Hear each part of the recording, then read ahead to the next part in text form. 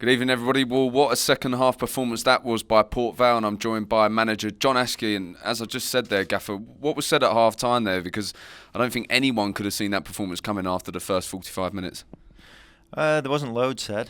To be honest, at half time I thought we looked like a team who were accepting defeat. We spoke obviously about one or two things, about competing more, which I think they'd done anyway in the last sort of 10-15 minutes of the first half. We started and it looked like men against boys first half, but we needed to improve, and obviously just that run by David just sparked us into life, and they showed belief again. He gave them that belief, and we could have scored more than 3 against a team that's not conceded this year. And they were hoping to make it 12 games unbeaten or something like that in the league. They haven't lost since the 2nd of November. So that's a testament to the squad, the fact that we've put 3 past them. And as you said there, David Amu, he just had one of those evenings, didn't he, where he was absolutely magical. Yeah, and it was Dave Kevin who'd said, that when the ball's on the opposite side, it was important for the wide man to stay pushed on. And that's what we try to do. And then by enabled us to switch play or go a little bit longer, and that's what caused them problems. And David upped his game, and every time he got it looked as though something was going to happen, and invariably it did. And it was just a lot of good performances setting off. A lot of people would have looked at the result on Saturday and just seen that for itself, but Richie Bennett showed positive signs when he came on Saturday, and you stuck with him, you showed faith, and he's returned that with 2 goals tonight. That will be huge for him, won't it? It will. Obviously, with the way that Exeter play, we thought it was important that we had some legs up there, that if we went in behind, that he was able to chase things down. And with him, David Wall and David Amu, we've got that. So, no, it was pleasing for Richie. Not so much the penalty, but to get the header, and that again will give him confidence. And you could see once he scored that, then his game came together a little bit more. Let's talk about Leon Legge. I believe it was him that just cleared it off the line early in the second half, and then he goes up and he gets his first goal here in a Vale shirt at Vale Park. Big performance from him, and a big performance from Sean Brisley, he had a few criticisms at the weekend, unfairly I must say, but he put in a real shift tonight, didn't he, Brisley? Yeah, he just hoped with Sean that now that's just the start.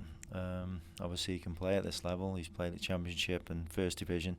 He's still only, I think, 28, 29. But no, as Sean showed setting off, he's a good player, especially at this level. And hopefully he can carry that on now. It should give him confidence, because he hasn't played many games in the last 2 years. So I think the more games he has, then obviously the better he's going to get. And overall, there were performances from players all over the park. Tom Conlon getting the sponsors man of the match. Another guy who probably would have needed that for a confidence boost, because he's been in and out of the squad, but he needed that tonight as well, didn't he? Yeah, obviously Tom got injured early on, and then it's just been a matter of putting him in for a few, pulling him out, and he's responded. You couldn't ask for much better today. He looked strong and aggressive. I thought as the game went on, he got better and adjusted to our extra play. Him and Scott Burgess started to win a lot more balls, and that's what we need from them in their midfield, especially playing against teams like that. We've been in this situation many times. I'm going to ask you the same old question. How badly will you need that win on Saturday now to back up this evening and make it worthwhile?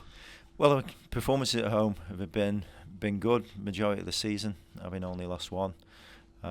So if we can put in another performance and get the result, then obviously we're in a great position.